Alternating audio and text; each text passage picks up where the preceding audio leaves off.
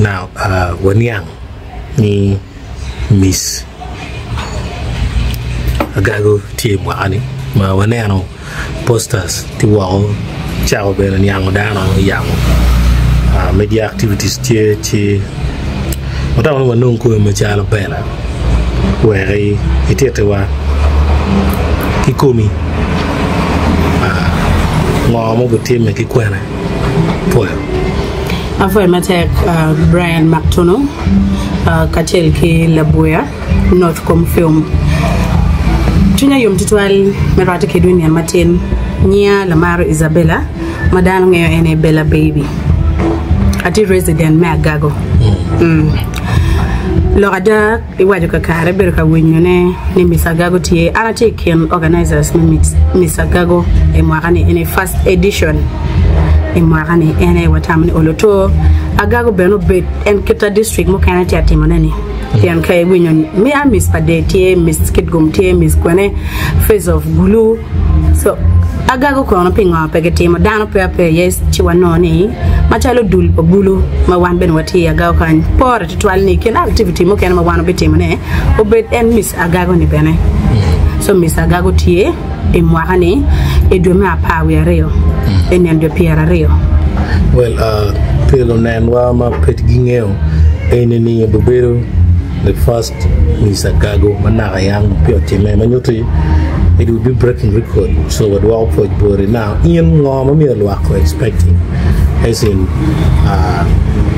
performance, King Organ. Eniano Enoni, no Jeremy Mapol, Bubitime, events, Mapol, like activity actually. Mabitime ikene watege modeling anyarne wabi fonyo ke ken me word go be nyoti wa what ki borne ne ngeo ka don ki way modeling do yenga dik betu twal jalo we wa herigo ningi gwa mo chomi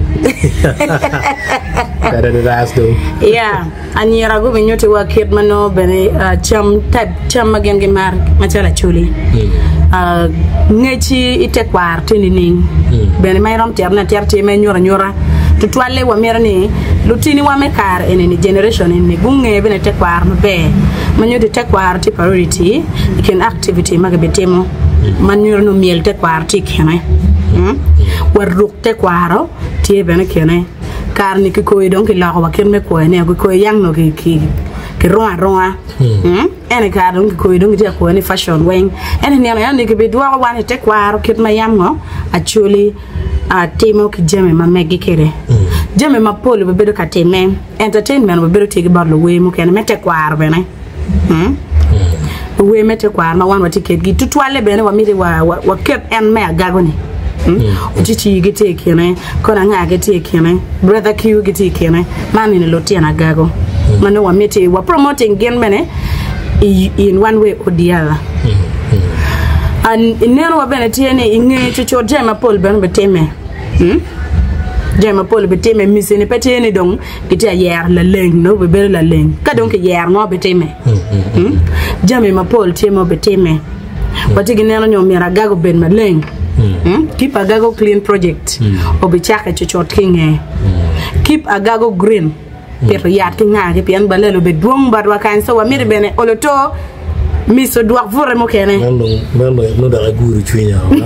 ana jar mo de ringa ye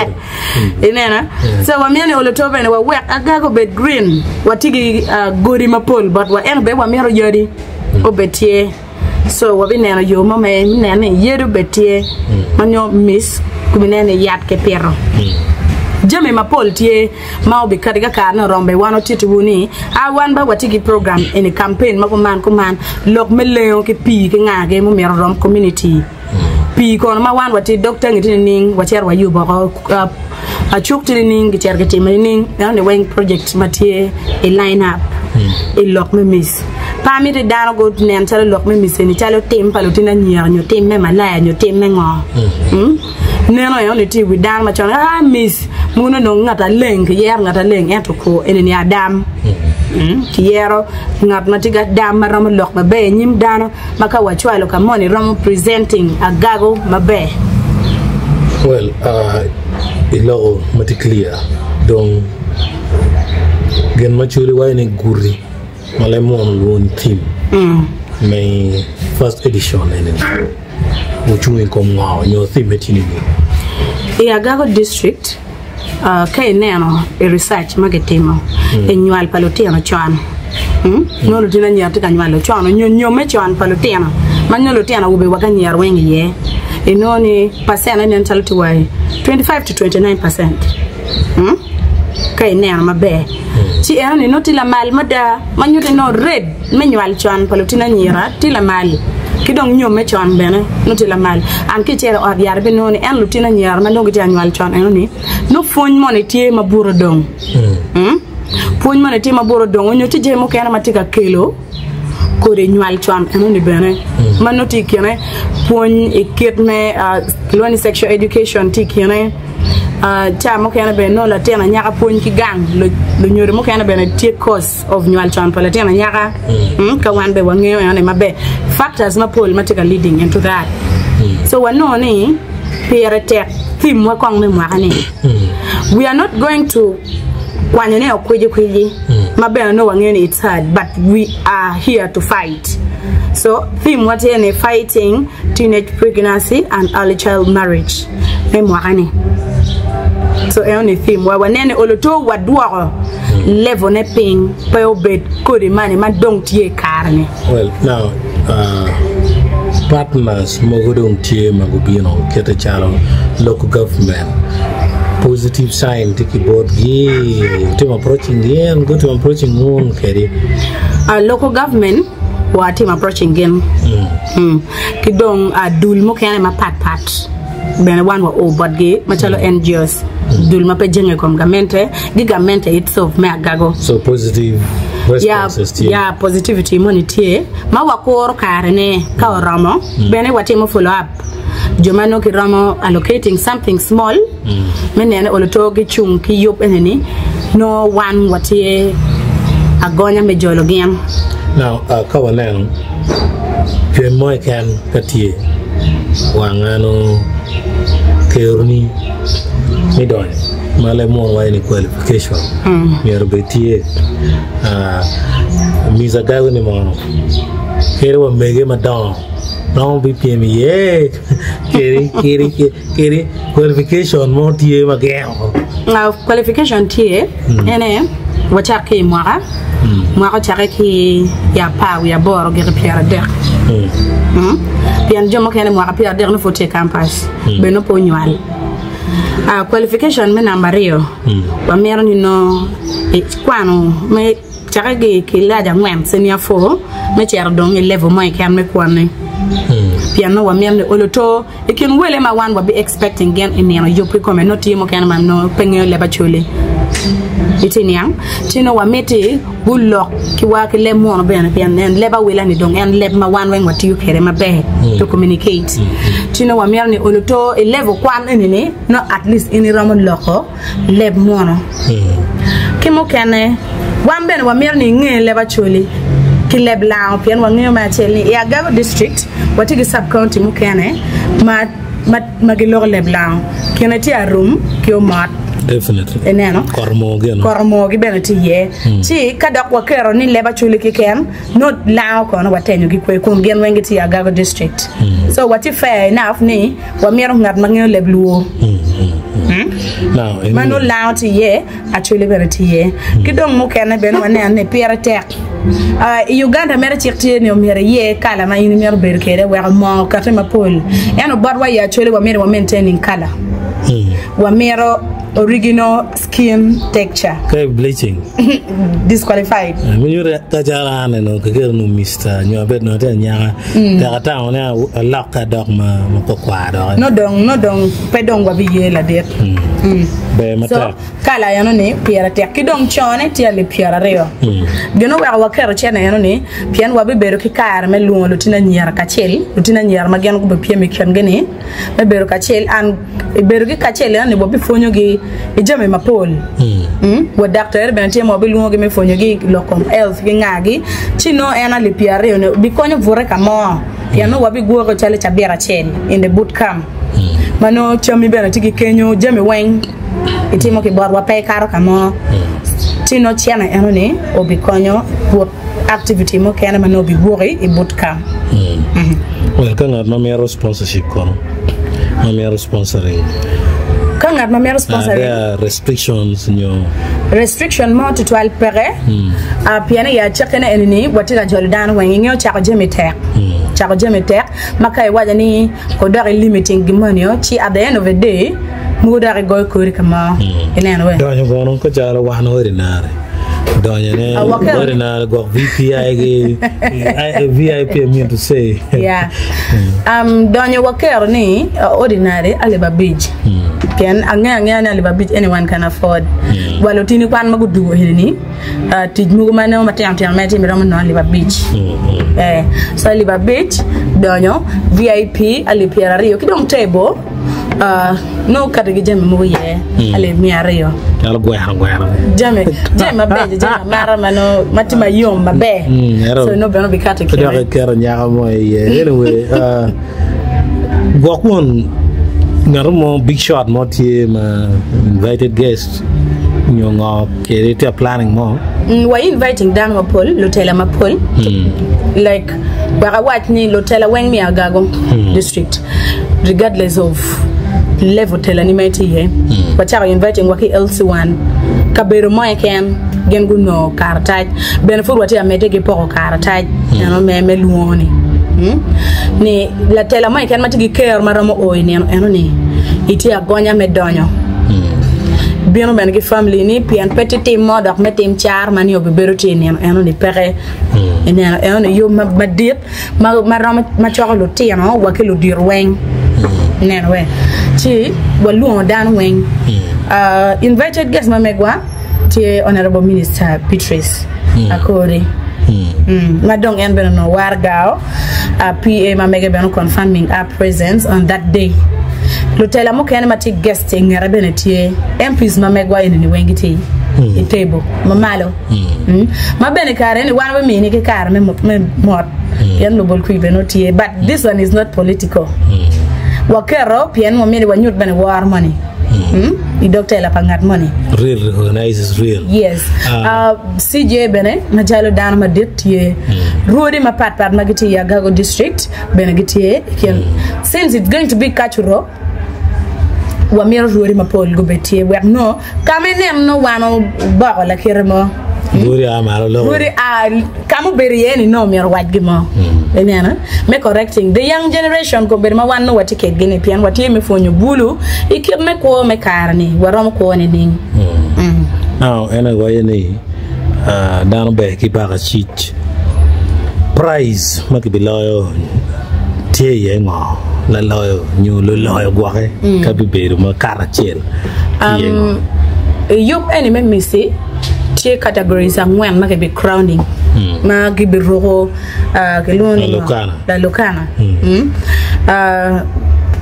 Miss Hassoff first runner up betie second runner up ki third runner up whatever like Miss Popularity kimo kana mapol me wati wulo ada kombe chane committees me yop food giti kamete gibero pen menene oloto gino mo mano be por bene me amia gino gi mama por me amia ki jo mago beberka participating kilo lawyer kwa jomo kana mapo no bene oloto kere certificate me doctor gang me nyodni you have participated in such and such event so eoni gina tie terani ana madong wan wano gina mia I want to encourage Lotina Nyerani pe bien pe ni gina mia manitie pian gina miseni ti call for serving community kai ti gina no ti the community ti bi bien bene keni mene ti mirmeti ki dano ka ti luo mani chani bien be ana fo la diet bela bi creativity ma intikere pangyo tungbor la panyo tumo kachi lok mo ti mukane ma iti emero wacho wao mapober kin la penyani eramo chalo ne wao kidon ka omera kodi bangs me not confirm tigla pen ramo bene penyi ana giru kanya foyo afa Okay, ginadara ma wayne me agike enani. Amiti afu matek. Kida atika chwalo luong. Amita luong lotina nyira. En me chake mwaka para boro, me chero e pira der. Yen me tie iliara paluo, yen me tie adilang, yen me tie paton, yen me tie kalon, yen me tie wall, yen me tie omia, yen me tie paimol. Kabero mai ken mate Yagago district. Sub-county wang me Yagago district. Alego ni okwan karo bino chone. Chone ti ale piara rio ke ken machane bene wadwa ko bori. In bene bitiyo ke chene enoni. Bene nyut ngej mamegi bene nyut dir ni piani eneni obichari. Yo me miss ene ka dire maja ini bero ki care ma ke yeri me bero miss. Baby gap miss ken gang. Eno be mini connections ma pole. Pian ka wan watiki awareness mo no radio talk show tie ebi chere rwate gidan ma pole e district kanye tigi connection we ko dire maja kere ke kwan cosmo no teach pe bi yeli en just mo ti abion ka mo pian gen mo don tenu wa implementing a district donc ramo wa misagago la chema bero katimo gana ko man e ramo teach kere so many opportunity me rwate gidan ma pole me ngeyo jeme ma pole bena campaign and beramita watching pay bi gak ya gago ke ken miss eneni obichwele mabo watigi miss northern Uganda kono face of northern Uganda itself at large bena notigi yob mo ken ma pole ma pat mano mete ni anyero chone ye manyuri ka yende tie ko man no dom twala yum peter chale go tina nyere level ma pat kono ti university kono ti ka kwano gino mo ma pat kere teaching itia jola me biono e piem me miss agago chone ti awara nyim digi panya che awenyo la wara bel ka pen ti pedon ki walo la venue panga ko ya wila eneno wa machalo committee wanoni e mwagane wachake kalon machala Gago district tieki I think town council maramade kalon town council Patan Kiadila Liara Palo Benatie Gago town council che imwani wanoni wachak ki kalon mano bibere ne de Pierre Rio meduma pa we Rio venue mamekwa tentatively tie Peace Garden matima light mabe ya mano wabitu khere kidong emwaka manyen dok wabi deciding kwene ma waramo chwale na ye pian peramo gakala kekem mwaka manyen dok waneno kwene ma wabi chwale yop enene ye kide mwaka mo kena mo bininge no wabi ber representative Miss Matiga representing Adilang Miss Matiga representing Liara Paluo weko kano yopte no one wing what ya chen pedok kuri telem honi ha gini benetal pa jokala ke ken gini benetal pa jopaton ke ken ko nen wati ni ka mistie no tiepe darwing no representative pa miss bene mabe no en ki ereanete miss tala Adilang bero tie